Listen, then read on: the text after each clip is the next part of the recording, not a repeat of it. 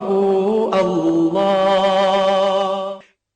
الحمد لله الذي بعث سيدنا ومولانا محمدا صلى الله عليه وسلم والحق كل شريد والإسلام غريب طريد قد رث حبله وقل أهله فجمعهم الله تعالى بمحمد صلى الله عليه وسلم وجعلهم الأمة الباقية الوسطى وأشهد أن لا إله إلا الله وحده لا شريك له وأشهد أن سيدنا ومولانا محمدا عبده ورسوله أما بعد فأعوذ بالله من الشيطان الرجيم بسم الله الرحمن الرحيم أفحسبتم أنما خلقناكم عبثا وأنكم إلينا لا ترجعون فتعالى الله الملك الحق لا إله إلا هو رب العرش الكريم وقال النبي صلى الله تعالى عليه وسلم إنكم لتموتون كما تنامون وتبعثون كما تستيقظون وتحاسبون بما تعملون ثم إنها لجنة أبدا أو لنار أبدا او كما قال صلی اللہ تعالی علیہ وسلم۔ میرے محترم بھائیوں بہنوں دوستوں معزز سامعین، ایک آپ کو کہانی سناتا ہوں چھوٹی سی، جس پر پھر میں تھوڑی سی مزید بات کروں گا۔ ایک تو آپ یہ ڈر نکالیں میں کوئی واز کرنے نصیحت کرنے نہیں بیٹھا، کچھ باتیں کرنے بیٹھا۔ میں آپ کا بھائی ہوں، آپ کا ساتھی ہوں، اسی ملک کا ایک عام باشندہ ہوں۔ ہمارے ہاں تعارف میں مبالغہ بہت کیا جاتا ہے، جس کو خوش آمد کہتے ہیں۔ یہ تعارف نہیں ہوتا، یہ خوش آمد ہوتی ہے۔ خوش آمد حرام ہے، تعریف جائز ہے۔ تو ہمارے دینی حلقے ہوں یا دنیاوی حلقے ہوں، بڑے صاحب کو عرشوں پر پہنچاتے ہیں، چھوٹے کو تحت الثری تک پہنچاتے ہیں۔ چھوٹوں کو ذلیل کرنا، بڑوں کو مکھن لگانا، یہ ہماری روایت بن چکی ہے۔ نہ کوئی مشیر ملتا ہے، نہ کوئی چارہ گر، نہ کوئی چارہ ساز۔ خوش آمدی ہیں دینی حلقوں میں بھی، دنیاوی حلقوں میں بھی۔ اس کا ایک نقصان ہوتا ہے کہ بڑے صاحب پھر اپنی رائے کے خلاف سن نہیں سکتے، چونکہ ہر وقت جب وہ یس سنتے ہیں، یس یس یس یس، تو پھر ان کے اندر یہ استعداد ختم ہو جاتی ہے کہ کوئی کہے سر نو، یہ ٹھیک نہیں۔ پھر یا اس کا تبادلہ ہو جاتا ہے، یا پھر وہ کہیں کھڑے لائن لگ جاتا ہے کہ یہ تو بہت بیوقوف آدمی ہمارے جیسے بڑے لوگوں کی سمجھتا ہی نہیں۔ اس لیے میرے نبی نے فرمایا، جو تمہاری خوشامد کرے اس کے منہ میں مٹی ڈالو۔ تعریف نہیں، تعریف حق ہے۔ غلام احمد صاحب میں کوئی خوبی ہے، اس کی تعریف کرنا ان کا حق ہے۔ میرے اندر کوئی خوبی ہے تو اس پر حوصلہ افزائی کرنا یہ حق ہے۔ لیکن میرے اندر ایک چیز ہے ہی نہیں، اس میں پمپ کرنا، ہوا بھرنا، تو اس کو ہوا میں گم کرنے والی بات۔ ایک استاد نے ایسے دنیا کا نقشہ لیا اور اس کو ایسے پھاڑ دیا، پھر اپنے ایک شاگرد کو بلایا، کہ اسے ٹھیک کرو۔ وہ پریشان ہو گیا کہ یہ تو استاد جی نے سارا نقشہ ہی پھاڑ دیا، تو میں ملک ملک کیسے جوڑوں، سمندر سمندر کیسے جوڑوں، اور پہاڑوں کو پہاڑوں سے کیسے جوڑوں۔ پریشان ہو کے بیٹھا ہوا، اتنا اوکھا کام میرے سپرد کر لیا۔ تو اس نے ایسے ڈھونڈنا شروع کیا اسے، تو اس کو ایک ٹکڑے پر انسانی آنکھ نظر آ گئی۔ اس نے باقی سارا چھوڑ کے تو وہ انسانی اعضاء ڈھونڈنے شروع کر دیا۔ تو کرتے کرتے کرتے اس کو پورا انسان مل گیا۔ اس نے زمینوں کو جوڑنا چھوڑ دیا، پہاڑوں کو جوڑنا چھوڑ دیا، سمندروں کو، بر اعظم کو جوڑنا چھوڑ کے وہ انسان کو جوڑتا رہا۔ جب پورا انسان جڑ گیا تو اس نے یوں الٹا کے دیکھا تو پیچھے پورا جہان جڑ چکا تھا۔ تو اس نے وہ ٹیپیں لگا کے استاد کو پیش کر دیا. اس نے کہا تو نے اتنی جلدی کیسے جوڑ لیا؟ کہ استاد جی پہلے تو میں بڑا گھبرایا، لیکن مجھے ایک آنکھ نظر آئی تو مجھے خیال آیا کہ کہیں انسان کا یہاں عکس بنا ہوا ہے. تو میں وہ ڈھونڈتے ڈھونڈتے ڈھونڈتے ڈھونڈتے میں نے اس کو سارے کو جمع کر لیا. تو پھر الٹا کے دیکھا تو دنیا کا نقشہ ٹھیک ہو چکا تھا. تو استاد نے کہا بس بیٹا یہی تو میں سمجھانا تھا کہ جب انسان بنتا ہے تو کائنات بن جاتی ہے، جب انسان بکھرتا ہے تو کائنات بھی بکھر جاتی ہے، جب انسان جڑتا ہے دنیا جڑ جاتی ہے، جب انسان ٹوٹتا ہے تو کائنات ٹوٹ جاتی ہے. جیسے ہماری زمین کا ایک ایٹم ہے، اس کائنات کا ایک ایٹم ہے، وہ انسان ہے. جس دن یہ بگاڑ کی انتہا کو پہنچے گا تو یہ ساری کائنات ایک دھماکے سے اڑ جائے گی. اذا السماء انفطرت واذا الكواكب انتثرت واذا البحار فجرت واذا القبور بعثرت. یہ اللہ تعالیٰ قیامت کو بتا رہا ہے. اذا الشمس كورت واذا النجوم انكدرت واذا الجبال سيرت واذا العشار عطلت واذا الوحوش حشرت واذا البحار سجرت واذا النفوس زوجت واذا الموءودة سئلت بأي ذنب قتلت واذا الصحف نشرت واذا السماء كشطت واذا الجحيم سعرت واذا الجنة أزلفت علمت نفس ما احضرت. 30ویں پارے میں بڑی ہیبت کے ساتھ اللہ نے اس کائنات کے ٹوٹنے کو بتایا کہ یہ کائنات کیسے ٹوٹے گی، چاند، سورج، ستارے، سیارے. اور آج کی تحقیق یہ کہ سب سے پہلے زمین میں دھماکہ ہوگا. یہ ساری کائنات تو تباہ ہوگی، لیکن پہلا دھماکہ اس زمین میں ہوگا کہ اس کائنات کا ایٹم اس زمین میں رہتا ہے، وہ انسان ہے. یہ ایٹم جب پازیٹیو قوتوں میں استعمال ہوتا ہے تو کتنی نفع کی چیزیں وجود میں آتی ہیں. یہ ایٹم جب نیگیٹو استعمال ہوتا ہے تو ہیروشیما ناگاساکی جیسی تباہیاں وجود میں آتی ہیں. تو اس ایٹم کو قابو کرنے کے لیے تو کتنے سیفٹی سسٹم بنے ہوئے ہیں، لیکن اس ایٹم کو قابو کرنے کے لیے کوئی سیفٹی سسٹم نہیں، سارے پیپر ورک ہے. تو ہمیں کسی انسان کو ڈھونڈنا پڑے گا کہ جس کو ہم آئیڈیل بنا کر فالو کر کے انسانیت کو سیکھ سکیں. چونکہ اس وجود کا نام ہاں انسان ہے، لیکن ایک وجود اس کے اندر رہتا ہے جو اس کو کبھی انسان حقیقی بناتا ہے اور کبھی جانور بنا دیتا ہے، جس کو اللہ اپنی کتاب میں کہتا ہے اولئک کالانعام. میرے محبوب آپ سمجھتے ہیں کہ آپ انسانوں سے بات کر رہے ہیں، نہیں یہ جانور ہیں، تو بھینس کے آگے بین بجانے کا اسے کیا نشہ. دیکھنے میں انسان ہیں، حقیقت میں یہ جانور ہیں. تو کسی انسان کو ڈھونڈنا پڑے گا کہ جس کو دیکھ کر پتہ چلے انسانیت ہے کیا. تو جس نے اس کائنات کو بنایا اسی نے ہی انبیاء کا سلسلہ چلایا جو انسانیت کی کامل معراج ہوتے تھے، اور جس کا سب سے آخری سرا ہیں جناب رسول اللہ صلی اللہ تعالی علیہ وسلم، جنہیں اللہ نے انسانیت کی معراج تک پہنچایا. کائناتی معراج، پھر آسمانی معراج، پھر عرشی معراج، اور پھر حبیب و محبوب کی ملاقات. ایک ایسی ہستی اللہ نے ہمیں بطور رسول دیے کہ جن کے آگے ساری کائنات سکڑ گئی.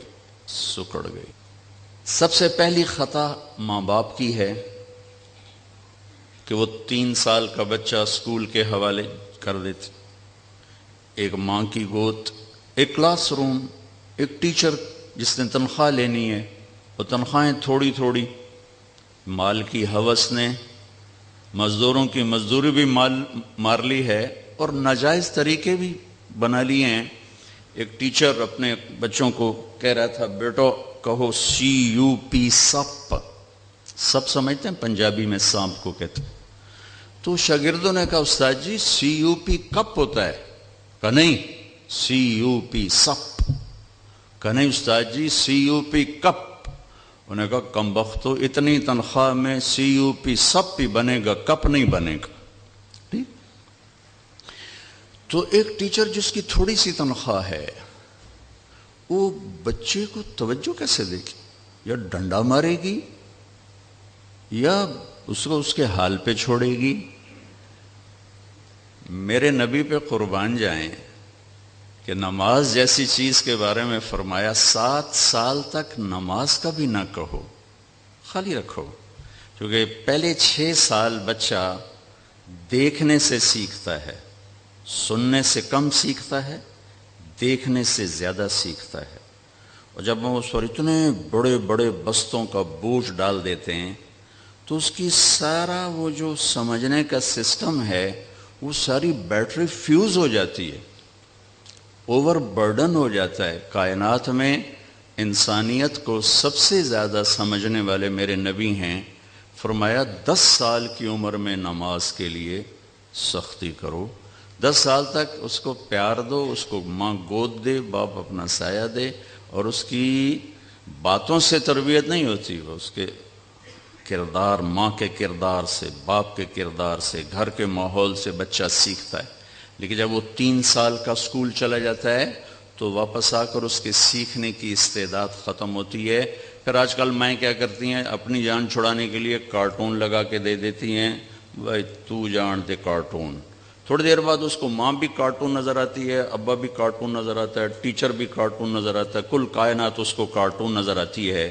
یہ ماں باپ کی نادانی بتا رہا ہوں.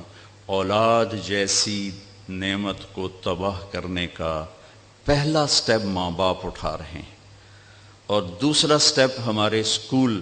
چونکہ جس قوم پہ زوال آتا ہے تو ہر چیز زوال کا شکار ہو جاتی ہے. جہاں مریض ایز اے کسٹمر ڈیل کیا جائے، ڈاکٹر مریض کو بطور کسٹمر دیکھے، جس ملک کا وکیل مظلوم کو بطور کسٹمر دیکھے، اور جس ملک کا تعلیمی ادارہ ایک معصوم سے بچے کو بطور کسٹمر دیکھے، ان کی کشتی ڈوبے گی نہیں تو اور کیا ہوگی.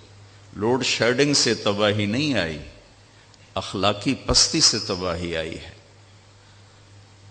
تو ادھر ادھر کی نہ بات کر، یہ بتا کہ قافلہ کیوں لوٹا، مجھے رہزنوں سے گلا نہیں، تیری رہبری کا سوال ہے.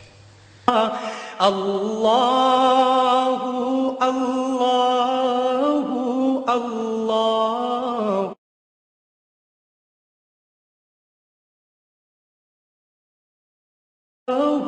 اللہ اللہ.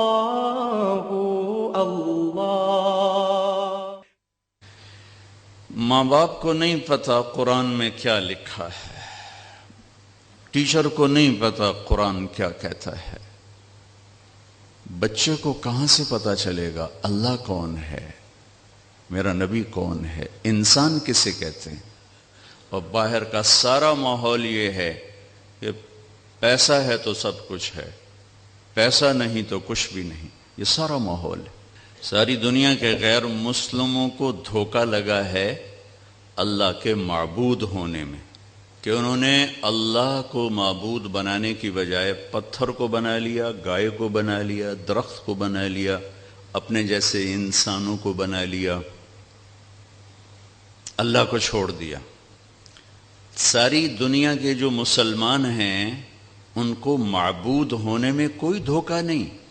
جس نے ساری زندگی نماز نہ پڑھی ہو، آپ اس سے بھی پوچھیں گے، کہے گا بھائی سجدہ اللہ کو کرتے ہیں ساری زندگی.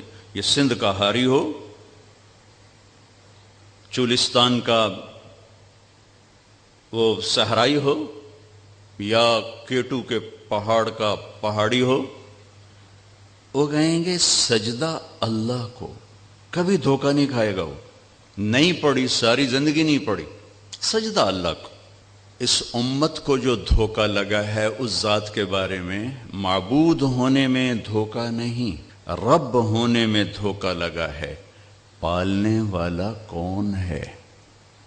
اس لیے اللہ کو پتا تھا یہ میرے بندے اس میں ہی دھوکہ کھائیں گے، تو اللہ نے اپنی ذات کا تعارف اپنی صفت ربوبیت سے کرا کہ میں الحمدللہ میں ہوں، سب تعریفوں والا اللہ۔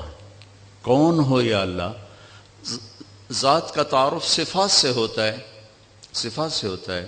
طارق جمیل ایک ڈاکٹر بھی ہے لاہور میں، وکیل بھی ہے، پروڈیوسر بھی ہے، ایک مولوی بھی ہے۔ جب ڈاکٹر لگتا ہے تو وہ الگ ہو جاتے ہیں، جب مولوی لگتا ہے تو میں الگ ہو جاتا ہوں، جب وکیل لگتا ہے تو وہ الگ ہو جاتے ہیں۔ ذات کا تعارف صفات سے ہوتا ہے۔ تو اللہ نے یہ کسٹم والوں کو، طارق جمیل کو اور 1 ارب انسان مسلمانوں کو کہا کہ رب العالمین، میں پالتا ہوں، میں پالتا ہوں۔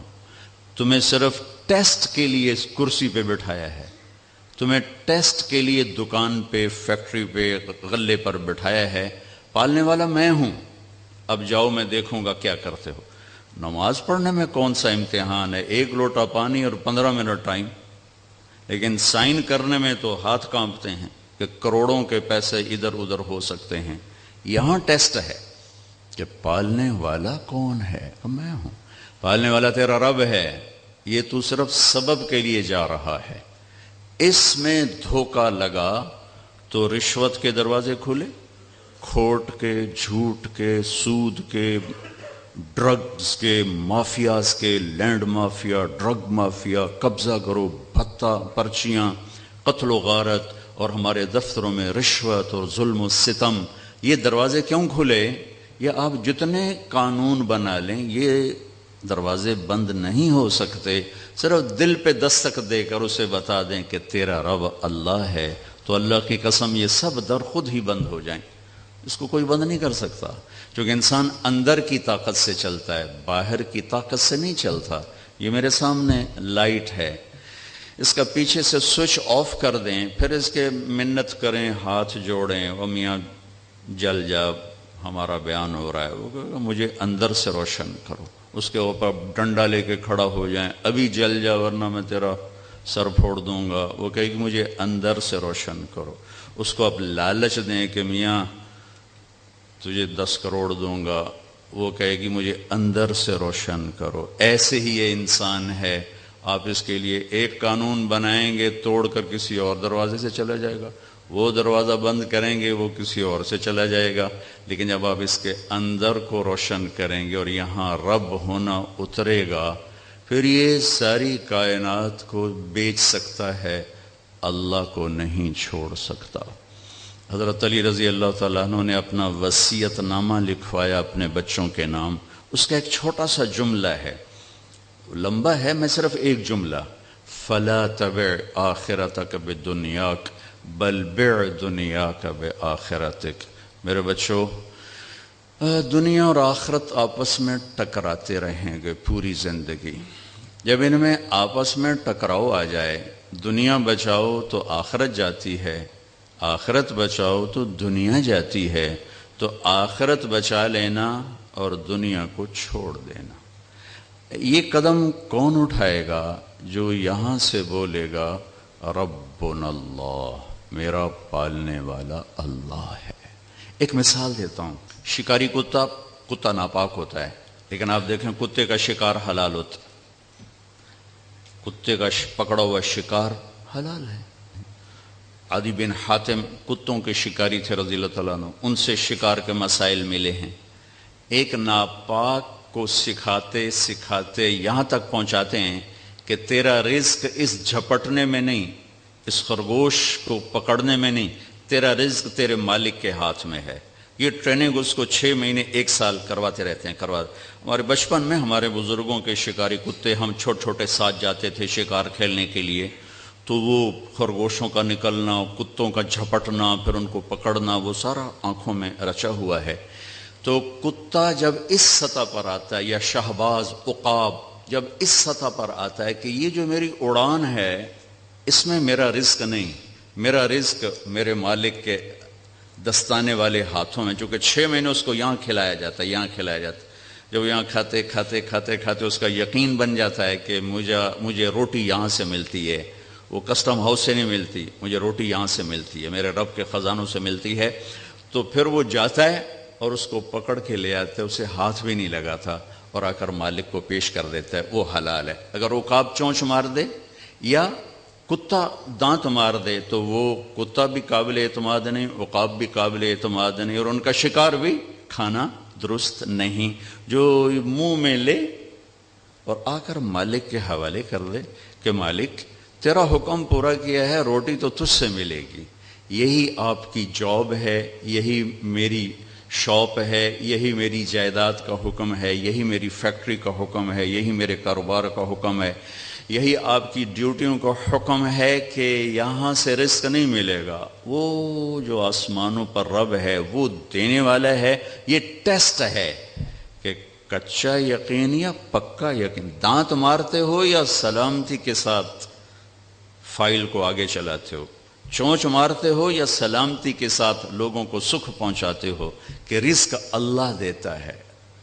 وَمَا مِن دَابَّةٍ فِي الْأَرْضِ إِلَّا عَلَى اللَّهِ رِزْقُهَا وَيَعْلَمُ مُسْتَقَرَّهَا وَمُسْتَوْدَعَهَا كُلٌّ فِي كِتَابٍ مُبِينٍ. اللہ کی کوئی صفت نماز میں بار بار نہیں دہرائی گئی، ہر رکعت میں 11 دفعہ رب کا لفظ دہرایا جاتا ہے. رب، الحمدللہ رب العالمین، سبحان ربی العظیم 3 دفعہ، ربنا لک الحمد 5 دفعہ، سبحان ربی العالی 3 دفعہ، پھر سبحان ربی العالی 6، 5، 11، 4 رکعت میں 44 بار آپ کہتے ہیں رب اللہ رب اللہ رب اللہ.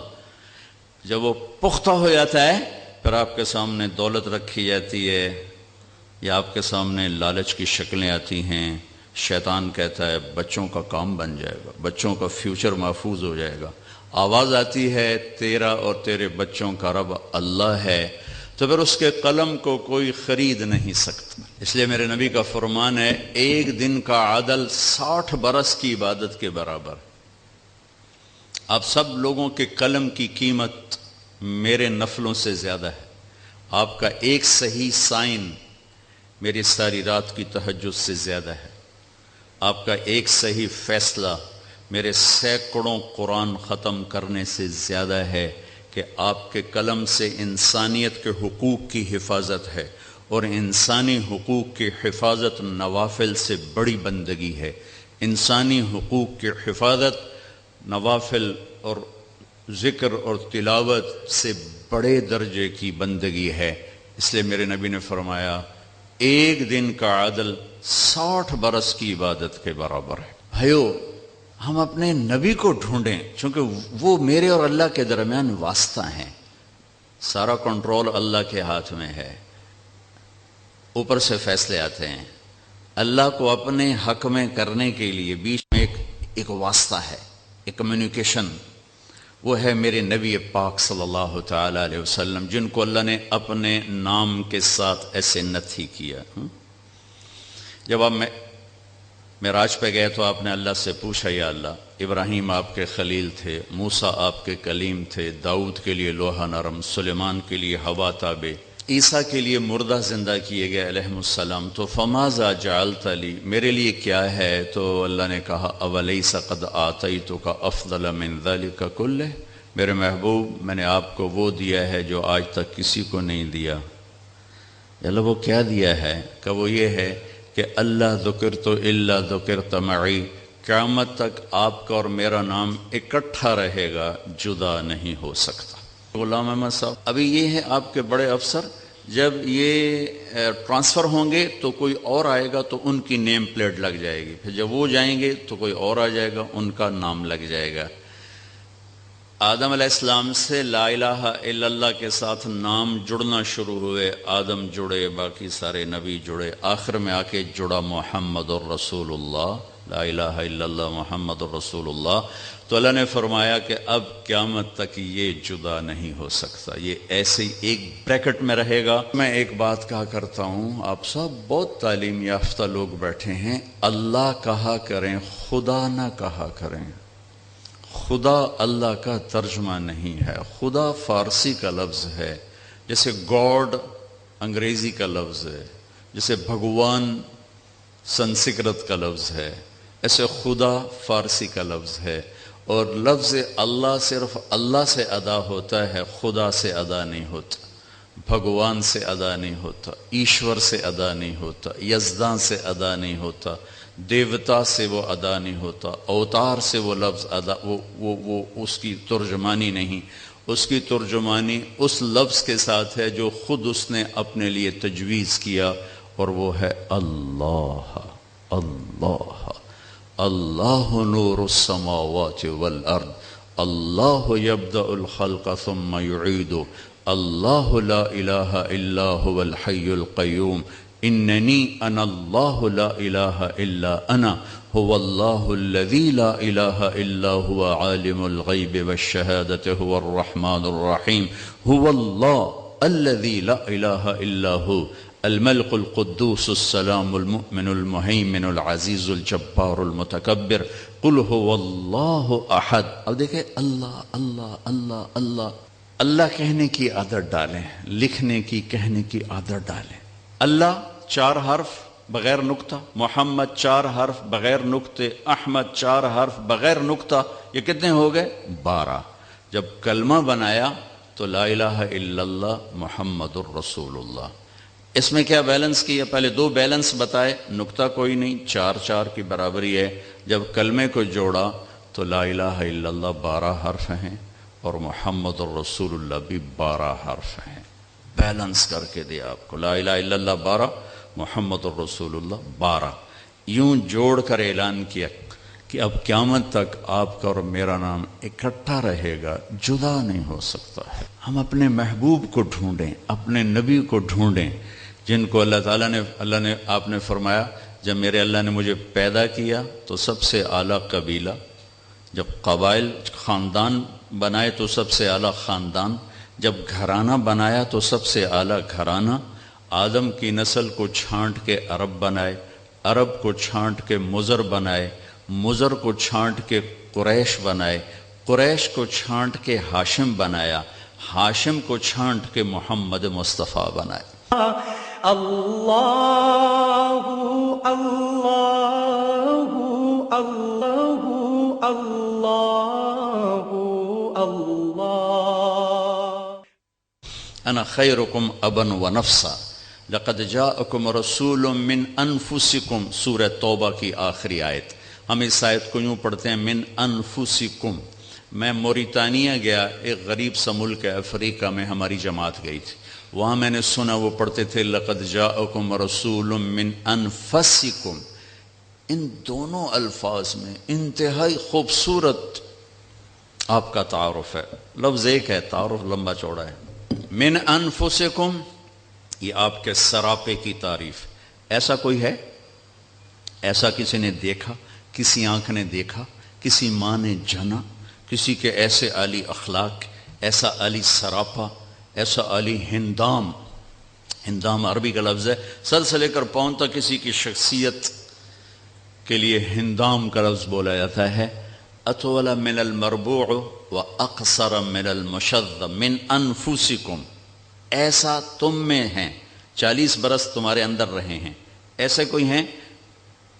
न कद छोटा न लंबा, छोटे से थोड़ा ऊपर, लंबे से थोड़ा नीचे, लेकिन एक मोजज़ा था, आप किसी लंबे से लंबे आदमी के साथ खड़े होते तो आपका कद उससे बुलंद नजर आता था। आपके अपने चचा अब्बास, वो इतने कदावर थे, जब वो घोड़े पर बैठते थे तो पाँव ज़मीन पे लगते थे, इतने कदावर थे। वो आमतौर पे ऊँट की सवारी फरमाते थे, लेकिन जब वो हमारे नबी के साथ खड़े होते तो हमारे नबी का सर यूँ ऊंचा होता और अब्बास का सर नीचे होता था। मिन अनफुसिकुम फ़ख्मन मुखफ़्फ़मन यतलअलु वजहुहु तलअलु अल-क़मर लैलतल बद्र। आप बड़े वक़ार वाले, बड़ी हैबत वाले, और आपका चेहरा चमकता था जैसे 14वीं रात का चांद चमकता है। अज़ीम अल-हामा, सर बड़ा, रजल शार, घुंघरियाले, नीम घुंघरियाले बाल, अफ्रीकन की तरह नहीं, ऐसे ऐसे ऐसे जैसे हल्की हवाओं से पानी की मौजें बनती हैं, ऐसे आपके नीम घुंघरियाले बाल। شدید و سواد الشعر، سیاہ کالے بال، داڑھی سر میں 20 سفید بال آخری عمر تک. ان فرقت عقیقتہ فرق و الا فلا، یہ مانگ کبھی نکالتے تھے کبھی نہیں نکالتے تھے. یجاوز شعرہ شحمت اذنیہ، بال آپ کے کانوں کی لو تک تھے. واسع الجبین، ماتھا بڑا کشادہ. ازج الحواجب، یہ بھویں جو بڑے میک اپ کے ساتھ ایسے گول بنائی جاتی ہیں، پلکنگ کی جاتی ہے، وہ پھر مصنوعی بنائی جاتی ہیں. میرے نبی کے اللہ نے کماندار بھویں بنائی تھی، ایسے گولائی میں یہاں تک لمبی، من غیر قرن، یہاں بال نہیں تھے اس جگہ. یہاں بال ہوں تو کمی آتی ہے خوبصورتی میں.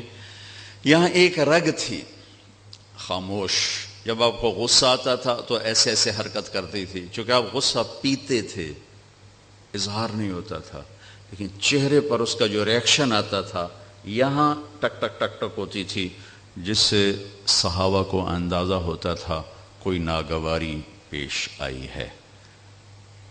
اہدب، یہ پلکیں بڑی دراز.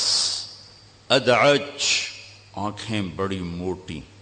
اشکل، موٹائی کے ساتھ لمبی اور اس میں سرخ ڈورے. احور، سفیدی سفید پتلی سیاہ. اکحل، بغیر سرمے کے سرما لگی ہوئی آنکھ. انجل، ابرج، اکحل، ادعج، احور، اہدب، اشکل، یہ سب آپ کی آنکھ کی صفات بیان کی گئی ہیں کہ آپ کتنے خوبصورت آنکھوں کے مالک تھے. شرم و حیا کی وجہ سے آپ کے دیکھنے کا انداز یہ تھا، یہ ایسے نہیں دیکھتے تھے، ایسے دیکھتے تھے، ذرا نظر جھکا کے دیکھتے تھے. جب کبھی آپ ایسے نظر اٹھاتے پھر ایسے نورانی شعائیں نکلتی تھیں کہ کوئی آپ کے چہرے کو دیکھ نہیں سکتا تھا. سب ایسے ہو جاتے تھے. صرف اس وقت 2 آدمی آپ کو دیکھ سکتے تھے، ایک حضرت ابو بکر اور ایک حضرت عمر. اس کے علاوہ کوئی آپ کو دیکھ نہیں سکتا تھا. تو جل نظر الملاحظہ، آپ شرم سے آنکھیں جھکا کر رکھتے تھے کہ جس کی نظر جھکی رہے اسے شیطان گمراہ نہیں کر سکتا. جس کی نظر اٹھ جائے تو وہ دلدل میں پھنس جاتا ہے، پتہ نہیں کب ہلاک ہو جائے، پتہ نہیں کب ہلاک ہو جائے، پتہ نہیں کب ہلاک ہو جائے. اقن العرنین، یہ ناک باریک تھا، یہاں سے باریک، یہاں سے ہلکا سا اٹھا ہوا تھا. لہو نور، یہاں ایک نور تھا جو جگمگ کرتا تھا. ولیع الفم، آپ کے ہونٹ بڑے خوبصورت ذرا چوڑائی کے ساتھ. براق الثنایا، دانت ایسے چمکیلے کہ جب مسکراتے تھے تو دانتوں کا نور دیواروں پہ پڑتا دکھائی دیتا تھا. کف اللحیہ، آپ کی داڑھی بڑی خوبصورت اور گھنی تھی. سہل الخدین، یہ گال برابر تھے، نہ پچکے ہوئے نہ ابھرے ہوئے، برابر گال تھے آپ، برابر. اور فی صوتہ سحل، آواز میں ایک کشش تھی، ایک روب تھا. فی عینیہ دعج، آنکھوں میں چمک تھی، حسن تھا. فی لحیتہ کثافہ، داڑھی بڑی گھنی خوبصورت تھی. فی عنقہ سطع، گردن آپ کی سراہی دار تھی. اور اذا تکلم علاہ البہا، جب آپ بولتے تھے تو ایک نور چھا جاتا تھا. وَإِن سَكَتَ عَلَاهُ الْوَقَارِ، جب آپ خاموش ہوتے تھے تو آپ پر ایک وقار چھا جاتا تھا. سواء البطن والصدر، آپ کا سینہ اور پیٹ برابر تھا، پیٹ باہر نہیں نکلا ہوا تھا. ہماری طرح اب ہمارے معاشرے میں کھانے پینے کا کوئی احساس کوئی نہیں ہے. پیٹ کھبے پاسے، آپ سجے پاسے. کئی لوگ آپ دیکھیں گے. لقد جاءکم رسول من انفسکم اذا اشار بکف، کبھی ایسا نہیں کرتے تھے کہ انگلی اٹھانا ایک عیب ہے، آپ یوں کرتے تھے. مطلب آپ نے غلام صاحب کو میں نے بلانا ہے تو میں تو کہوں گا یوں، یہ کہیں گے ادھر آؤ. آپ کرتے تھے یوں، پورے ہاتھ کا اشارہ فرماتے تھے. کبھی ایسے نہیں، کبھی زندگی بھر یوں فرماتے تھے. جب آپ غمگین ہوتے تھے تو یوں بیٹھتے تھے، سیدھے ہاتھ کو ٹھوڑی کے نیچے رکھ کے یوں بیٹھتے. جب آپ حیران ہوتے تھے تو یوں کرتے تھے. یہ آپ کی حیرت کی نشان. دوران گفتگو آپ کی بے ساختہ جسمانی حرکت، یہ آپ کی ایک مجلس تھی جو فجر سے اشراق تک ہوتی تھی، فجر کی نماز جلدی پڑھتے تھے، اشراق تک کوئی پونا گھنٹہ یہ محفل ہوتی تھی، اس میں ہر قسم کی باتیں ہوتی تھیں، دنیا کی بھی، دین کی بھی، مسائل کی بھی، واعظ و نصیحت بھی، ہنسی مذاق بھی، لطیفے بھی، ایک پوری زندگی کی ترجمانی ہوتی تھی، پوری زندگی کی اس میں عکاسی ہوتی تھی، خواب بھی سنائے جاتے تھے، ہاں بھائی کسی نے کوئی خواب دیکھا ہو یہ بھی آپ اس میں سنتے تھے، ریلیکس محفل ہوتی تھی۔ یہ جو تکلفات عجم ہیں انہوں نے دین کو بڑا اوکھا کر کے ہمیں دکھایا ہے۔ اگر آپ عرب کی زندگی دیکھو گے تو اسلام دین فطرت ہے، فطرت کی آواز کا نام اسلام ہے، تکلفات عجم کا نام اسلام نہیں ہے۔ اللہ نے اپنے نبی کو عربوں میں بھیجا جو انتہائی بے تکلف تھے، جن میں سادگی کوٹ کوٹ کے بھری ہوئی تھی، پھر جب یہ عجم میں اسلام آیا تو اس میں اسلامی رنگ پر عجمی رنگ غالب آیا، تو ہم نے بے شمار پیچیدگیاں خود کھڑی کی ہوئی ہیں جن کا اسلام سے دور تک کوئی تعلق ہی کوئی نہیں۔ تو آپ کی محفل میں ہنسی مذاق بھی ہو رہا ہے۔ ایک صحابی ہیں ان کا نام ہے اسید بن حضیر، یہ کس پائے کے آدمی تھے؟ جب آپ فتح مکہ کے لیے انٹر ہو رہے تھے مکہ میں تو آپ کا لشکر کا جھنڈا تھا سعد بن عبادہ کے ہاتھ میں، اور آپ کے ساتھ 5000 کا لشکر تھا، باقی 5000 آگے جا چکے تھے۔ تو آپ کے رائٹ سائڈ پر تھے ابو بکر صدیق، اور آپ کے لیفٹ پر تھے اسید بن حضیر، اور آپ کے پیچھے تھے اسامہ بن زید۔ یہ اتنے بڑے آدمی ہیں صحابہ میں کہ مکہ میں داخل ہوتے ہوئے ابو بکر رائٹ اور اسید لیفٹ۔ یہ اسید اللہ کے نبی کی محفل میں لطیفے سناتے تھے اور صحابہ ہنستے تھے، آپ بھی ہنستے تھے، آپ کو اپنی ہنسی پہ کنٹرول تھا، لیکن صحابہ کھل کے ہنستے تھے، آپ منع نہیں فرماتے تھے۔ اس میں آپ دوران گفتگو یوں کیا کرتے تھے، ایسے کرتے تھے۔ آپ محفل میں پاؤں نہیں پھیلاتے تھے، کتنی دیر تک محفل ہو آپ پاؤں نہیں پھیلاتے تھے، پاؤں سمیٹ کے رکھتے تھے، چوکڑی مار کے بیٹھتے تھے، سب پر توجہ ایسے ہوتی تھی ہر ایک سمجھتا تھا مجھے ہی اسپیشل توجہ دی جا رہی۔ اور جب آپ کسی کی طرف متوجہ ہوتے تھے تو صرف گردن سے نہیں ہوتے تھے۔ مثلا اب بھائی غلام صاحب مجھے کہنا جی طارق جمیل صاحب تو میں اتنا ہی کر سکتا ہوں، جی فرمائیے، اس سے آگے میری ہمت ہی کوئی نہیں۔ لیکن جب ہمارے نبی کو کہا جاتا یا رسول اللہ تو آپ یوں نہیں کرتے تھے، آپ یوں کرتے تھے، جی پورا سینہ دیتے تھے۔ کتنا مشکل کام ہے، ادھر سے آپ کو کہتا یا رسول اللہ تو آپ یوں نہیں کرتے تھے، اب پورا ایسے ہوتے تھے، جی میرے دوست فرمائیے۔ کوئی قریب آ کر کہتا بات کر رہے ہیں تو اب یوں ہو جاتے تھے۔ زندگی بھر نہیں کہا مختصر بات کرو میں بڑا مصروف، وہ الٹی سنا رہا ہے وہ سیدھی سنا رہا ہے، اب یوں سنتے رہتے تھے۔ ادھر آ کر بیٹھا ہے تو اب یوں ہو جاتے تھے۔ جب تک وہ پوری نہیں سنا لیتا تھا آپ نہیں فرماتے تھے۔ آپ تو صاحب لوگن ہاں بھائی شارٹ کٹ ان شارٹ بات کرو، ان شارٹ بہت مصروفیت ہے، چلو چلو چلو چلو، چاہے بھاویں اندر کافی پیندے بیٹھے ہیں بہت مصروفیت۔ کوئی آپ کو ہاتھ دیتا مصافحے کے لیے تو آپ چھڑاتے نہیں تھے، جب تک وہ نہیں چھوڑتا تھا آپ نہیں چھڑاتے تھے، جب وہ چھوڑتا تھا پھر آپ چھوڑتے تھے۔ جب آپ چلتے تھے تو تھوڑے سے کندھے جھکا کے چلتے، ایسے نہیں چلتے تھے، یہ تکبر کی نشانی۔ اب تھوڑا سا ایسے چلتے تھے، تھوڑا سا کندھا آپ کا جھکا ہوتا تھا، اور آپ کے پاؤں کا فاصلہ، قدم کا فاصلہ لمبا نہیں ہوتا تھا، چھوٹا پاؤں ہوتا تھا، اور اس میں تیزی تھی، زمین آپ کے لیے سکڑتی تھی۔ لہذا آپ کے بارے میں آتا ہے آپ چلتے تھے اور صحابہ آپ کے ساتھ دوڑتے تھے، ان کو دوڑ کے آپ کے ساتھ ملنا پڑتا۔ آپ اپنی عام چال چل رہے ہوتے تھے، اس لیے کہ آپ کے لیے زمین کو اللہ سکڑتے تھے، اور صحابہ ساتھ بھاگ رہے ہوتے تھے آپ کو آپ کے ساتھ چلنے کے لیے۔ اور ہمیشہ سلام میں پہل فرماتے تھے، کبھی انتظار نہیں کیا میں بڑا نبی ہوں یہ آ کے سلام کرے، ہمیشہ آپ سلام میں پہل فرماتے تھے۔ یہ میں نے آپ کو بتایا من انفسکم لقد جاءکم رسول من انفسکم، ایسا نفیس خاندان کسی کا ہے جو میں نے موریتانیہ میں تلاوت سنی۔ ہم پڑھتے ہیں حمالۃ الحطب، وہ پڑھتے ہیں حمالۃ الحطب، یہ تھوڑے تھوڑے فرق ہے.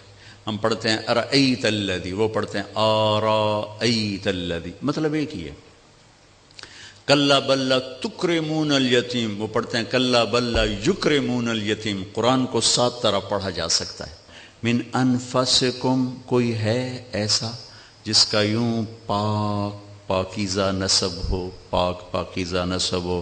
فرمایا میرے باپ عبداللہ سے آدم تک کسی سے زنا نہیں ہوا، سب پاک تھے، سب پاکیزہ تھے، سب پاکیزہ.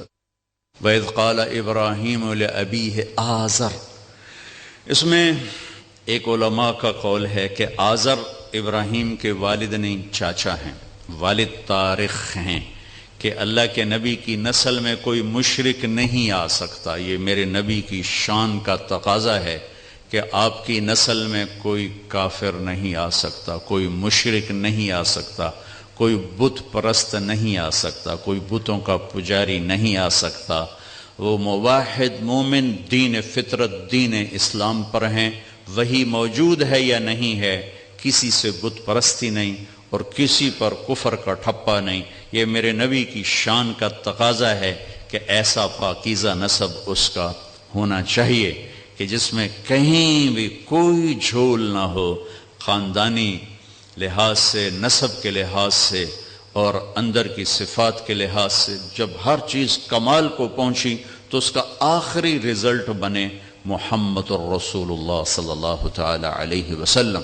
اللہ تعالیٰ نے آپ کو 2 معجزے دیے، بے شمار معجزات ہیں، 2 عجیب و غریب. ایک قرآن جو اس دن سے لے کر قیامت تک کے لیے ہے کہ آج بھی قرآن کا چیلنج موجود ہے. کمپیوٹر کتنا فاسٹ ہو چکا ہے، اعلیٰ سے اعلیٰ کلام پروگرام کے ذریعے سے نکالا جا سکتا ہے، لیکن قُلْ لَئِنِ اجْتَمَعَتِ الْإِنسُ وَالْجِنُّ عَلَىٰ أَنْ يَأْتُوا بِمِثْلِ هَذَا الْقُرْآنِ لَا يَأْتُونَ بِمِثْلِهِ وَلَوْ كَانَ بَعْضُهُمْ لِبَعْضٍ ظَهِيرًا.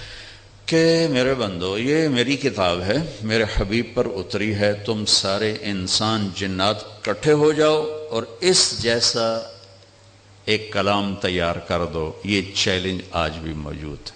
بصورت من مثلہ، ایک صورت لے آؤ. عاجز ہے دنیا. عرب کو اپنے کلام پہ بہت ناز تھا.